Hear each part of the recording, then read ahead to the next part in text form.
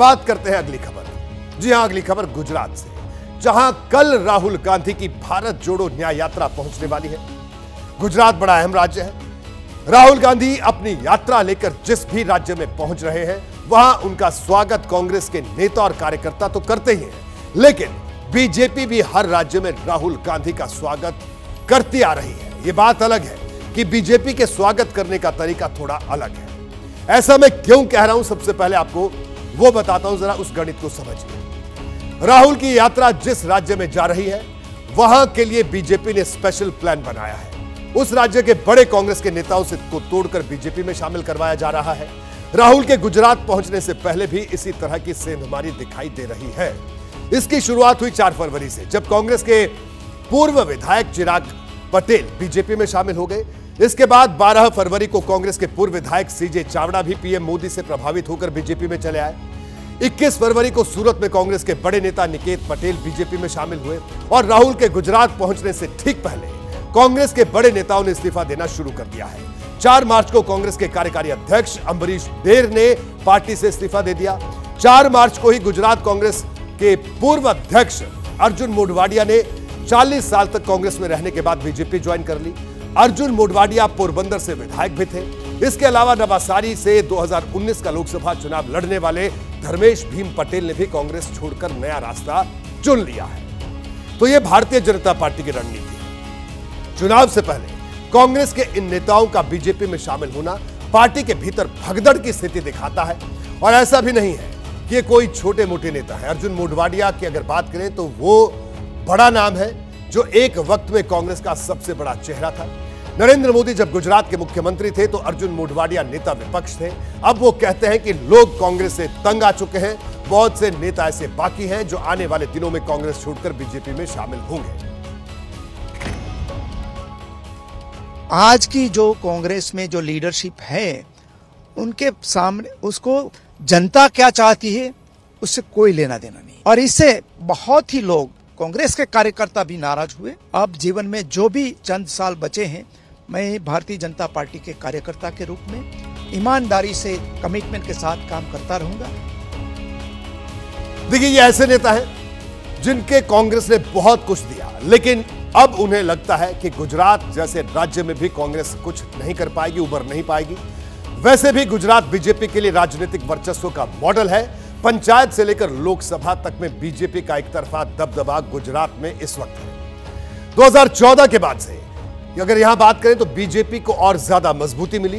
Party के जो 2 सबसे बड़े चेहरे हैं वो दोनों इसी राज्य से आते हैं और अमित शाह तो यही कहते हैं कि वो लोकसभा चुनाव की शुरुआत ही बीजेपी 100 सीटों की जीत के साथ करते हैं। इसमें यूपी की 74 सीटें हैं और गुजरात की सभी 26 सीटें। 2014 के लोकसभा चुनाव में यह भी देखा गया था। अब सवाल यह है कि राहुल गांधी जब 7 मार्च को गुजरात में अपनी यात्रा लेकर जाएंगे तो इस राज्य का माहौल कितना बदल पाएंगे। 2017 के विधानसभा चुनाव के बाद यह पहला मौका होगा जब राहुल गांधी गुजरात में पदयात्रा के साथ नुक्कड़ सभाओं को संबोधित करेंगे। लेकिन उनके गुजरात पहुंचने से पहले कांग्रेस के 4 विधायक और दर्जनों बड़े नेता बीजेपी में शामिल हो चुके हैं। हालात तो इतनी तेजी से बदल रहे हैं कि गुजरात विधानसभा में कांग्रेस के विधायकों की संख्या दहाई से घटकर इकाई के आंकड़े तक पहुंच सकती है।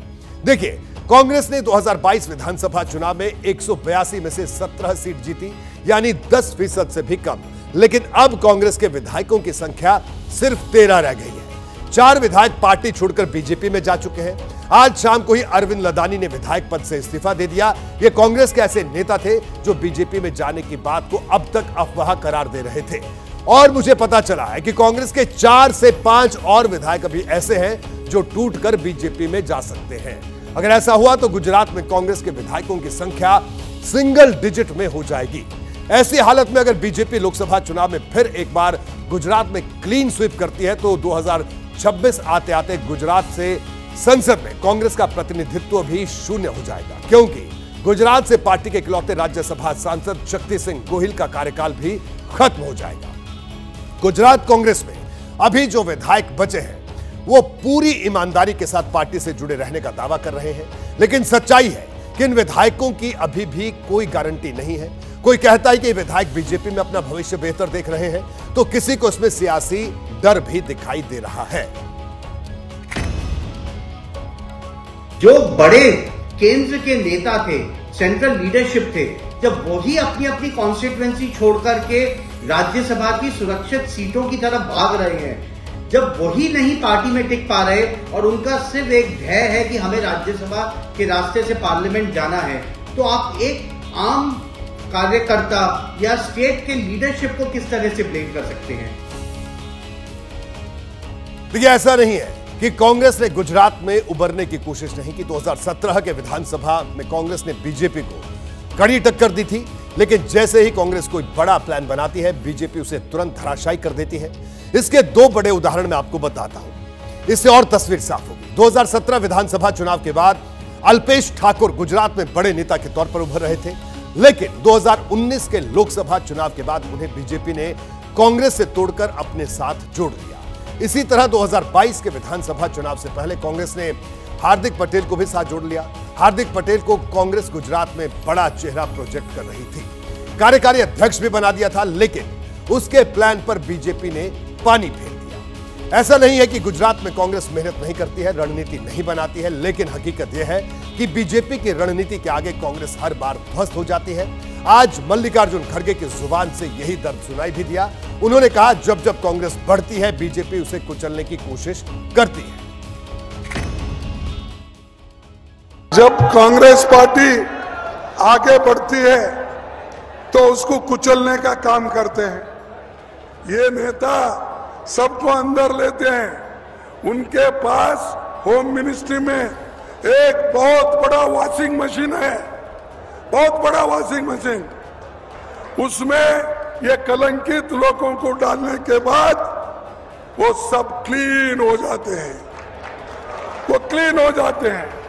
अरे भाई, कल तक तो वो करप्ट था, कल तक तो जब तक कांग्रेस में था उसको गालियां देते थे, फिर अब क्यों आए भी?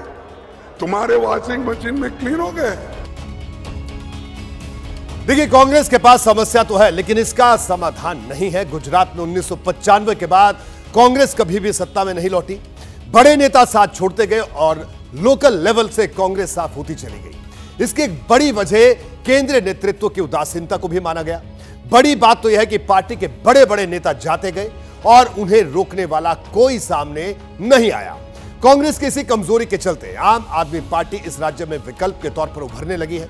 विधानसभा चुनाव में आम आदमी पार्टी ने 5 सीटों पर जीत दर्ज की और कांग्रेस को वोट देने वाले एक बड़े वर्ग में सेंध लगाई।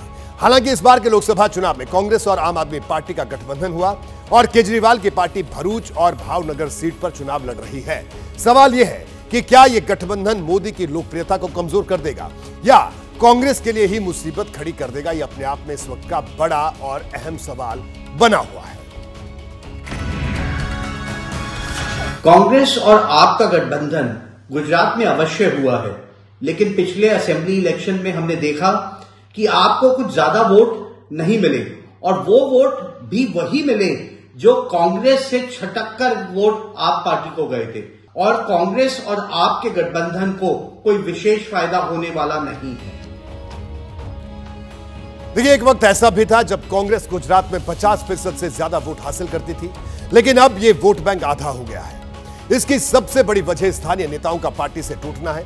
2002 से देखा जाए तो इन 22 सालों में कांग्रेस के 125 से ज्यादा बड़े नेता बीजेपी में शामिल हो चुके हैं और अगर यही रवायत चलती रही तो गुजरात में भी कांग्रेस की वही स्थिति हो जाएगी जो इन दिनों उत्तर प्रदेश और बिहार जैसे राज्य में है। देखिए, गुजरात में कांग्रेस और आम आदमी पार्टी भले ही मिलकर चुनाव लड़े, लेकिन पंजाब में भी हालात अलग हैं। जैसे ही घड़ी का काटा दोपहर 2:30 पे आए, बबीता जी का दिल सास बहू साजिश के लिए मचल जाए।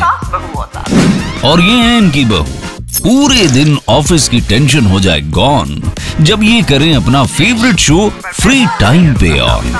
इनकी तरह आप भी देखिए अपना फेवरेट शो अपने टाइम पर और डाउनलोड कीजिए एबीपी लाइव ऐप अपने स्मार्ट टीवी पर।